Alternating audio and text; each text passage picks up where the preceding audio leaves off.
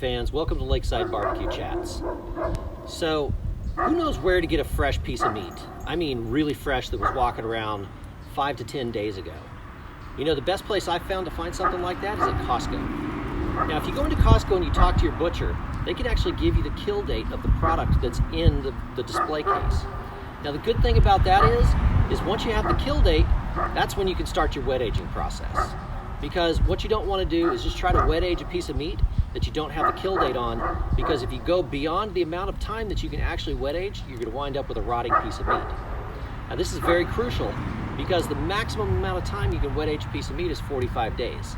I take mine to about 35 days, and that gives me just a little bit of wiggle room for the end product.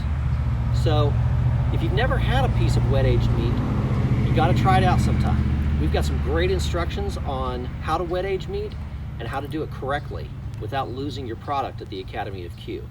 So come on over and check us out. We've got a lot of instruction on this and a whole lot more. Until next time, keep on smoking it.